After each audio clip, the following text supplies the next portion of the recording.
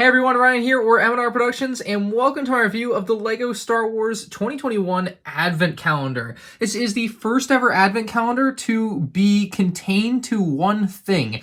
Every other previous Advent Calendar has been a mix of shows and movies and goodness, and this one is just specifically from The Mandalorian. So that is pretty cool that they have done that with this particular Advent Calendar. Again, the first time for LEGO Star Wars. We'll see if they do that in future iterations or if this is a one-time thing, but we've got that very nice gold LEGO Star Wars logo that they use for the Advent calendars, 24 gifts inside. You got a little bow on the right and some of the LEGO Star Wars Greeble box art that we usually see. They mix it up a little bit for these Advent calendars. Though, on the left you get the set number 75307, the official name, LEGO Star Wars Advent Calendar, and 335 pieces included. This Advent calendar retains the retail price that has been the price of every Advent calendar, bar the 2012 version, of $40 in the United States. Will that go up in the future? Probably, but we're still hitting 40 bucks. Razor Crest looking real nice on that box art. You're gonna need the official LEGO one to go with all your builds, I suppose. We'll of course have our exclusive minifigs in this set, which are gonna be big draws for a lot of people, with a slightly different Beskar Mando and of course Santa Baby Yoda. Top of the box gives you a better look at that Mandalorian, and then the back of the box is gonna show off some other builds, and it also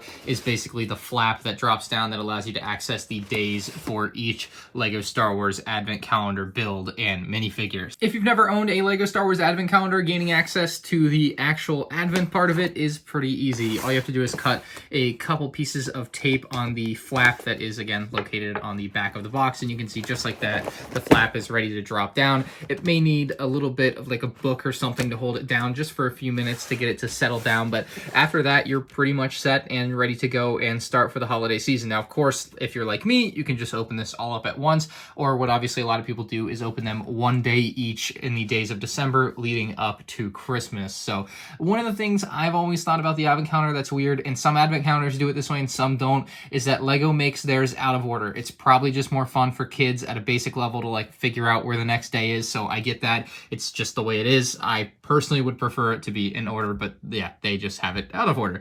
The actual art for this looks really nice snowy biome with some Christmas trees, and again showing off some of those builds like mentioned before. And you kind of have this crevasse in the ice down here. It's a pretty bland base, but it still gets the point across that it's supposed to be Christmassy. So while I am going to open and build everything, I just wanted to show you the first tab here just to give you an idea of how these work. You push it in, pull it out, and just like that, you have your build. You have some rudimentary instructions on the inside of the flap. They can be somewhat difficult to follow sometimes. For the most part, they're pretty easy, but yeah, just so you know, that's how the instructions are done. And all of your builds or minifigs will come in a little bag like this. Real quick before we look at the minifigs, I think it's interesting in these sets how many extra pieces there are. You can see maybe almost 100 extra pieces included in the set, as well as all of the empty little bags that they put in for each day. It's just a lot of stuff, and I thought it was worth showing. Our first minifigure up is IG-11. He is a typical battle droid body and legs and arms. He's got an extra clip on his back for a weapon that you'll get in a weapon stand in a later day, and his headpiece is printed. It looks pretty cool. I kind of like the smiley face look that he's got right there, but overall it's just another standard IG-11 figure. Here we've got another incredible looking Tuscan Raider. LEGO has really knocked this figure out of the park when they did that redesign for the head mold. It just looks so good. It's very well detailed, very accurate, and something that I love. It's just a wonderful figure all in all, and a great addition to the Advent calendar. Here we have a Family Guy Stormtrooper, and it's kind of unfortunate. This feels like a real missed opportunity for LEGO. We got the Mustard Stormtrooper, aka the Mortar Trooper, in a summer 2020 set already. It would have been really nice to get the Incinerator Trooper with the flamethrower and therefore the red markings in lieu of just another regular Stormtrooper from The Mandalorian. I am really confused as to why they didn't do this. It would have obviously with the red looked kind of Christmassy, but really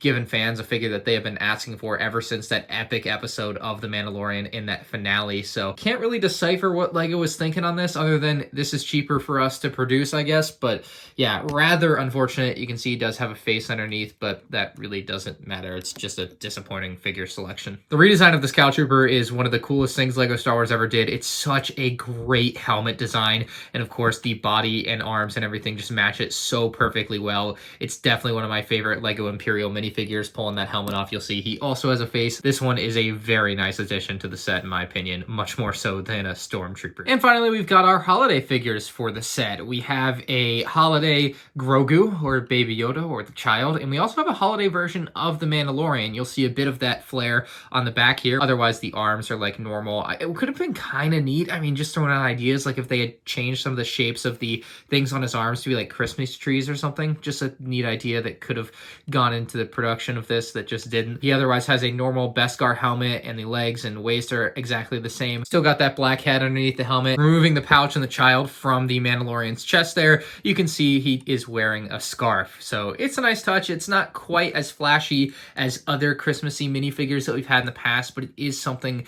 that's extra and definitely appreciated compared to the regular Beskar Mando that we had gotten time and time again this year. So definitely spicing it up. And a closer look at Grogu reveals he's wearing a little scarf too, and he's got a little Christmassy pattern on his torso. It's not a very detailed print. It certainly is lacking a lot of detail that you get on normal minifigure just because they only have that little square to print on. So he doesn't get a lot on there, but he is otherwise the normal like baby body and Baby Yoda head and everything, just a different torso print. A very nice figure though, and definitely more flashy than the Mandalorian, of course, in that department with the extra Christmassy colors. Starting out with these 7 days here, we have the Tuscan Ballista, we've got an interrogation droid, we've got an E-Web blaster, we got a couple of targets, and then we have some scenery bits. This one specifically reminds me of Inside the Cantina or whatever in season 1, just kind of looking out to the Stormtroopers arriving on Navarro. Not sure if that's exactly what that little build is supposed to represent, but nonetheless. So there's some good builds here and some builds that I certainly detest. Now, we'll start out with the Ballista. This is one that I certainly like.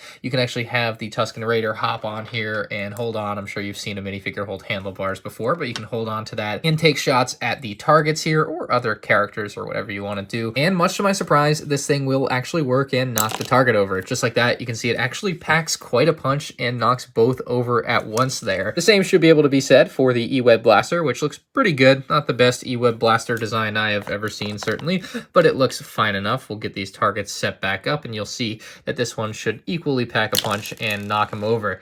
Those stud shooters are actually quite potent against Lego. What do you know? The next 3 builds here, really just not anything you would be writing home about. It is unfortunate that we got 3 weapon holders in this year's advent calendar.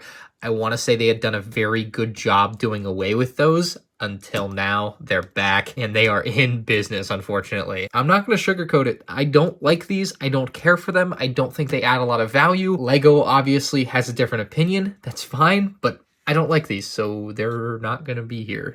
These are the 2 items really made to interact with characters. We have a speeder bike here, which is it's a speeder bike. I mean, it does get the point across in about 12 parts. You can sit your scout trooper down here and he can go for a ride. Good for kids, and there's certainly better options for people that can afford the better options. That's nice though. The thing that you can't afford a better option of, because there isn't one, this is actually a really good model of it, the Pram. We hadn't got a Lego Star Wars Pram yet, and here we have it, all decked out with some red coloring. Could have used a touch of green, certainly. I feel like that would have added a bit to the Christmassy vibe, but still, Mr. Grogu can sit right in there, and he looks rather cute in there. I really like the way this turned out. So while it hasn't taken all that long, it is very nice to finally get the Pram in a Lego Star Wars set, albeit in an advent calendar, and maybe we'll see him show up in another set soon like this. It would be really cool to get like a full version that's actually properly colored, but this is definitely good for now. Here we have the rest of the builds, which are mostly micro ships. We'll start with the one that kind of isn't, just a different vein. We have a little transport ship here with an astromech droid at the front. I believe this is straight from Navarro on the lava episode, although I'm not 100% sure. I can't remember everything, but it does look rather neat, and it's certainly a unique build, something we aren't probably going to get in a full-size version of any set. Something that I'm a staunch hater of forever and ever are these micro X-Wings. I don't think they have ever looked good. I don't think they ever will look good. I think the smallest scale for an X-Wing like this is going to be the mini scale, which is basically going to use at least twice as many pieces. This just doesn't look that good to me. I also really dislike it for the simple reason of, you saw me shake it there, just kind of get the point across. The wings are very hard to get to say symmetrical. Oh, it's got R2-D2, I think, so that's a nice touch if that's supposed to be R2. Really loving this land speeder, something that I was hoping we get a full-size version of. Maybe a Mythrol would have gone well in this set as well. I feel like there's definitely some characters that could have gone in this set that would have been really nice, like that Incinerator Trooper, like the Mythrol, maybe even Cobb Vanth. Like, there were definitely options for other characters, but nonetheless, very nice build. Don't want to take away from this build. I think this is a really good looking blue Luke's land speeder. I love it. We have Moff Gideon's Imperial Cruiser here. This one's very nice. I love the non-functioning TIE Fighter shooter at the front here. It has a decent bridge, and then you got the engines at the back. It gets the point across as the Imperial Troop Transport here looks rather good. It has a turret that you can actually spin around on the top. It sometimes pops off on me like that, so it's a slight issue. It's not really made to play with in that way, but it is something that's actually functional on it. And then we have the Razor Crest here. Looks very good. I believe we did have a Razor Crest in last year's Advent Calendar, so getting another one here is nice and definitely fits the theme of this Advent Calendar being the Mandalorian. We have the Slave 1, which Advent Calendar Slave 1s are hit and miss. I think this looks better and is functionally better than the X-Wing, as far as like pieces not being flimsy all over the place, but it is still a micro Slave 1. There is only so much you can do. It looks fine. I think kids will enjoy it. Then we have this build here, which is a very nice and unique addition to the Advent Calendar as well. I wish we got more things like this as minifigures, you know, more unique things that are just random, not Stormtrooper, Scout Trooper. As much as I like Stormtrooper, Scout Trooper, they're nice. You know, we could have got more unique characters. I don't know. And then finally, we got the TIE Fighter as well. I actually really like this micro TIE Fighter build for like 12 pieces or whatever this is. It is so freaking good. It's also very cute looking.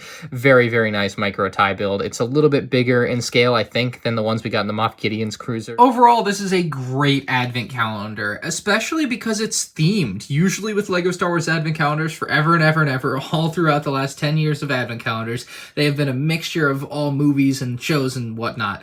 This is all from The Mandalorian Season 1 and 2, and I love that about it. I think that is something that's really cool and something I would love to see them do more of in the future with these Advent Calendars. Just really hone in on one thing and do it decently well. I mean, there's definitely some things to dislike about this Advent Calendar, in my opinion, but overall, for kids, they're gonna love this. I mean, most kids are gonna love anything like this, whether it's actually good or not, and certainly for collectors, there's a little something too, although it certainly leaves a little something to be desired. For 40 bucks, though, you can't go wrong. You'll have a great time with it, opening it every day leading up to Christmas and getting a new and unique build and minifigure in each day, so I think that can be fun for a lot of people as well, and would certainly recommend this one if you were looking at getting a LEGO Advent Calendar this year, as there are, I believe, 5 this year. Like, there's definitely quite a few out there now. They are definitely ramping up production as far as Advent Calendars, but I think the Star Wars one is in strong contention for the best one. So let me know what you guys think in the comments below. Leave a like if you enjoyed the review video,